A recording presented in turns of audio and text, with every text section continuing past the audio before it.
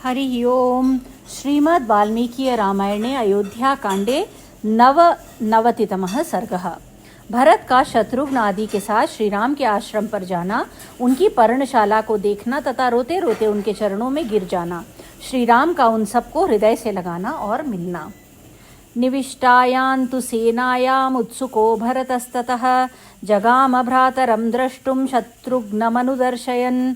सेना के ठहर जाने पर भाई के दर्शन के लिए उत्कंठित होकर भरत अपने छोटे भाई शत्रुघ्न को आश्रम के चिन्ह दिखाते हुए उसकी ओर चले। ऋषिं वसिष्ठं संदिश्य मातृमे शीघ्रमानय इति त्वरितमग्रे स जगाम गुरुवत्सलः।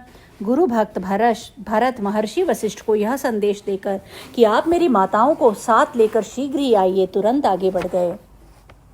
सुमंत्रस्त्वपि शत्रुघ्नमदूरादन्वपद्यत रामदर्शन जस्तर्षो भरतस्येव तस्य च।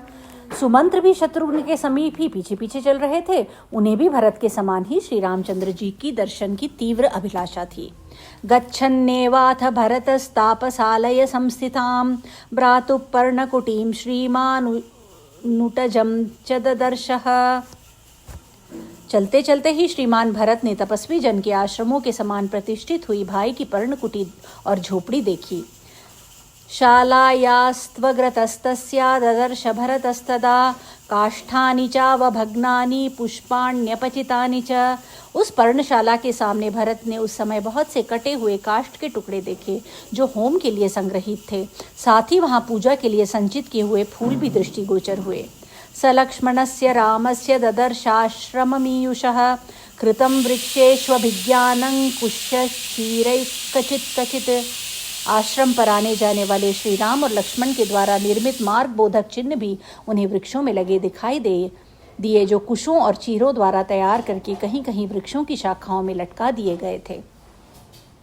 ददर्श च वने तस्मिन् महतः संचयान् कृतान् मृगाणां महिषाणां च करीशै शीतकारणात्। उस वन में शीत निवारण के लिए मृगों की लेंडी और भैंसों के सूखे हुए गोबर के ढेर एकत्र करके रखे गए थे, जिन्हें भरत ने अपनी आंखों से देखा। गच्छन्नेव महाबाहुर्द्युतिमान् भरतस्तदा शत्रुघ्नं चाब्रवीदृष्टस्थानमात्यांश्च सर्वशः। उस समय चलते चलते ही परम कांतिमान महाबाहु भरत ने शत्रुघ्न तथा संपूर्ण मंत्रियों से अत्यंत प्रसन्न होकर कहा, मन्ये प्राप्तास्म तं देशं भरद्वाजोऽयमब्रवीत् नाति दूरे ही मन्येहम नदी मंदाकिनीमितः। जान पड़ता है कि महर्षि भरद्वाज ने जिस स्थान का पता बताया था वहां हम लोग आ गए हैं। मैं समझता हूँ मंदाकिनी नदी यहाँ से अधिक दूर नहीं है।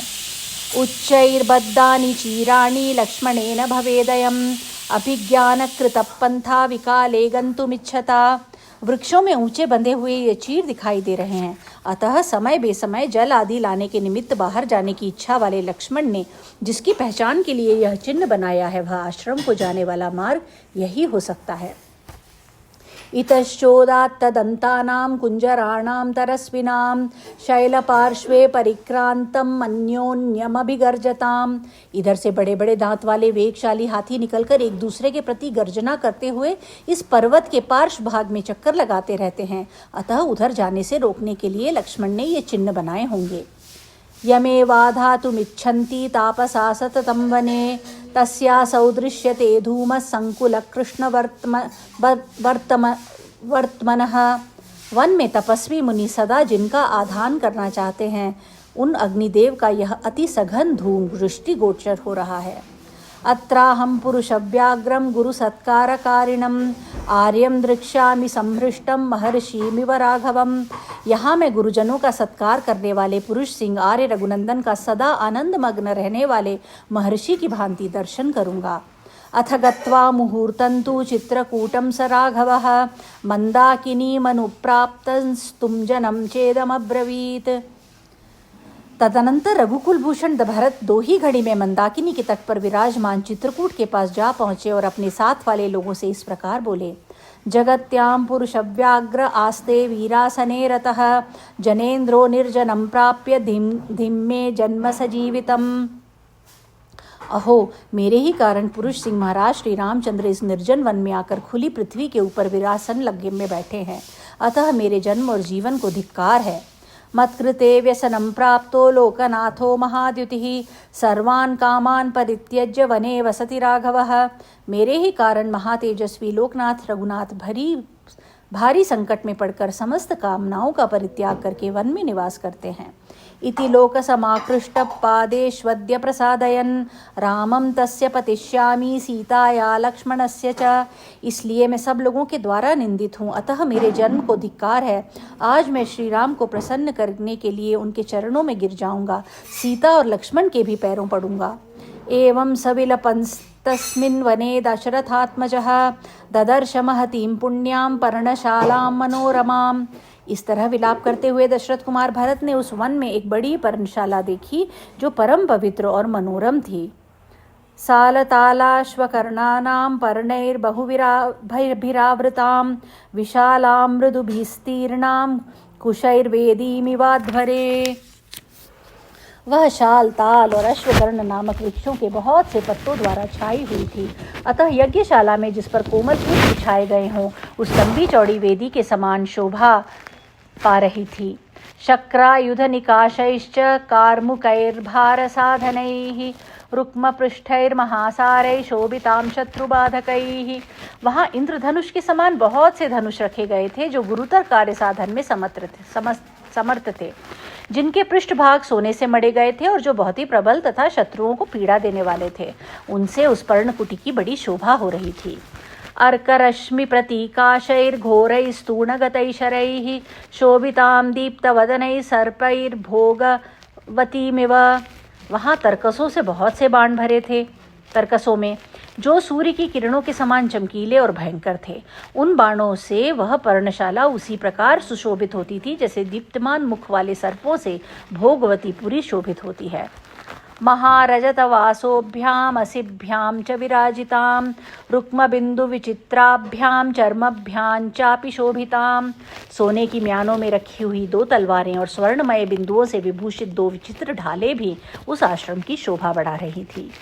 गोधांगुलित्रैरासक्तैश्चित्रकाञ्चनभूषितैः अरिसंघैरनाधृश्यां मृगैः सिंहगुहामिव। वहाँ गोह के चमड़े के बने हुए बहुत से स्वर्ण जटित दस्ताने भी टंगे हुए थे। जैसे मृग सिंह की गुफा पर आश्रम नहीं करते, जैसे मृग सिंह की गुफा पर आक्रमण नहीं कर सकते, उसी प्रकार वह पर्णशाला शत्रु समूहों के लिए अगम्य एवं अजेय थी। प्रागुदक प्रवणां वेदीं विशालां दीप्तपावकां ददर्श भरतस्तत्र पुण्यां रामनिवेशने। श्री राम के उस निवास स्थान में भरत ने एक पवित्र एवं विशाल वेदी भी देखी जो ईशान कोण की ओर कुछ नीची थी। उस पर अग्नि प्रज्वलित हो रही थी। निरीक्ष्य समुहूर्तन्तु ददर्श भरतो गुरुम् ऊटजे राममासीनं जटामण्डलधारिणं कृष्णाजिनधरन्तन्तु चीरवल्कलवाससं ददर्श राममासीनमभितप्पावकोपमम्। पर्णशाला की ओर थोड़ी देर तक देखकर भरत ने कुटिया में बैठे हुए अपने पूजनीय भ्राता श्री राम को देखा जो सिर पर जटामंडल धारण किए हुए थे। उन्होंने अपने अंगों में कृष्ण मृग चर्म तथा चीर एवं वल्कल वस्त्र धारण कर रखे थे। भरत को दिखाई दिया कि श्री राम पास ही बैठे हैं और प्रज्वलित अग्नि के समान अपनी दिव्य प्रभा फैला रहे हैं। सिंहस्कंधं महाबाहुं पुंडरीकनिभेक्षणं पृथिव्या सागरान्ताया भर्तारं धर्मचारिणम् उपविष्टं महाबाहुं ब्रह्माण्डमिव शाश्वतं स्थण्डिले दर्भसंस्तीर्णे सीतया लक्ष्मणेन च। समुद्र पर्यंत पृथ्वी के स्वामी धर्मात्मा महाबाहु श्री राम सनातन ब्रह्मा की भांति कुश बिछी हुई वेदी पर बैठे थे।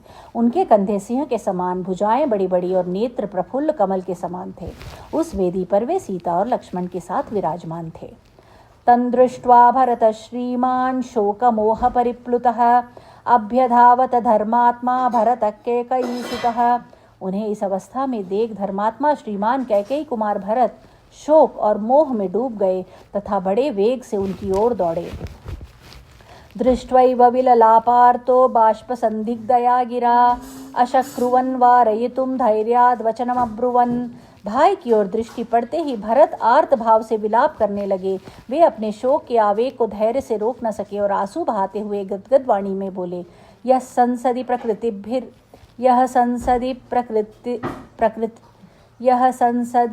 प्रकृतिभिर्भवेद्युक्त उपासितुं वन्यैर्मृगैरुपासीनः सोऽयमास्ते ममाग्रजः। हाय, जो राजसभा में बैठकर प्रजा और मंत्री वर्ग के द्वारा सेवा तथा सम्मान पाने के योग्य हैं, वे ही ये मेरे बड़े भ्राता श्री राम यहाँ जंगली पशुओं से घिरे हुए बैठे हैं। वासोभिर्बहुसाहस्रैर्यो महात्मा पुरोचितः मृगाजिने सोयमिह प्रवस्ते धर्ममाचरन्। जो महात्मा पहले कई सहस्र वस्त्रों का उपयोग करते थे, वे अब धर्माचरण करते हुए यहाँ केवल 2 मृग चर्म धारण करते हैं। अधारयद्यो विविधाश्चित्रा सुमनसः सदा सोयम जटाभारमिमं सहते राघव कथम। जो सदा नाना प्रकार के विचित्र फूलों को अपने सिर पर धारण करते थे, वे ही ये श्री रघुनाथ जी इस समय इस जटाभार को कैसे सहन करते हैं। यस्य यज्ञैर्यथादिष्टैर्युक्तो धर्मस्य संचयः शरीरक्लेश संभूतम सधर्मम परिमार्गते। जिनके लिए शास्त्रोक्त यज्ञों के अनुष्ठान द्वारा धर्म का संग्रह करना उचित है, वे इस समय शरीर को कष्ट देने से प्राप्त होने वाले धर्म का अनुसंधान कर रहे हैं। चंदनेन महार्हेण यस्यांगमुपसेवितं मलेन तस्यांगमिदं कथमार्यस्य सेव्यते। जिनके अंगों की बहुमूल्य चंदन से सेवा होती थी, उन्हीं मेरे पूज्य भ्राता का यह शरीर कैसे मल से सेवित हो रहा है।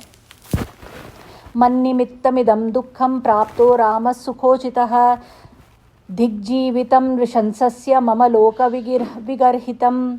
हाय, जो सर्वथा सुख भोगने के योग्य हैं, वे श्री राम मेरे ही कारण ऐसे दुख में पड़ गए हैं। ओह, मैं कितना क्रूर हूँ, मेरे इस लोक निंदित जीवन को धिक्कार है। इत्येवं विलपन्दीनः प्रस्विन्न मुखपङ्कजः पादावप्राप्य प्रामस्य पपात भरतोरुदन। इस प्रकार विलाप करते करते भरत अत्यंत दुखी हो गए। उनके मुखारविंद पर पसीने की बूंदें दिखाई देने लगी। वे श्री रामचंद्र जी के चरणों तक पहुँचने के पहले ही पृथ्वी पर गिर पड़े। दुःखाभितप्तो भरतो राजपुत्रो महाबलः उक्त्वार्येति सकृद्दीनं पुनर्नोवाच किंचन। अत्यंत दुख से संतप्त होकर महाबली राजकुमार भरत ने एक बार फिर दीन वाणी में आर्य कहकर पुकारा, फिर वे कुछ न बोल सके। बाष्पै पिहित कंठश्च प्रेक्ष्य रामं यशस्विनम् आर्येत्येवाभिसंकृष्य व्याहर्तुं नाशकत् ततः। आंसुओं से उनका गला रुंध गया था। यशस्वी श्री राम की ओर देख वे हा आर्य कहकर चीख उठे। इससे आगे उनसे कुछ बोला न जा सका। शत्रुघ्नश्चापि रामस्य ववन्दे चरणौ रुदन् तावुभौ च समालिंघ्य रामोऽप्यशृण्यवर्तयत्। फिर शत्रुघ्न ने भी रोते रोते श्री राम के चरणों में प्रणाम किया। श्री राम ने उन दोनों को उठाकर छाती से लगा लिया। फिर वे भी नेत्रों से आंसुओं की धारा बहाने लगे। ततः सुमंत्रेण गुहेन चैव समीयत् राजसुतावरण्ये दिवाकरश्चैव निशाकरश्च यथांबरे शुक्र बृहस्पतिभ्याम। तत्पश्चात राजकुमार श्रीराम तथा लक्ष्मण उस वन में सुमंत्र और निषाद राजगु से मिले, मानो आकाश में सूर्य और चंद्रमा शुक्र और बृहस्पति से मिल रहे हों। तान पार्थिवान वारण यूथपारहान समागतांस्तत्र महात्यरण्ये वनौकसस्ते समीक्ष्य सर्वे त्वशृण्य मुंजन प्रविहाय हर्षम। यूथपति गजराज पर बैठकर यात्रा करने योग्य उन चारों राजकुमारों को उस विशाल वन में आया देख समस्त वनवासी हर्ष छोड़कर शोक के आंसू बहाने लगे। इत्यार्षे श्रीमद् रामायणे वाल्मीकि आदि काव्ये अयोध्या कांडे 99तमः सर्गः। इस प्रकार श्री वाल्मीकि निर्मित आर्ष रामायण आदि काव्य के अयोध्या कांड में 99वां सर्ग पूरा हुआ। हरि ओम।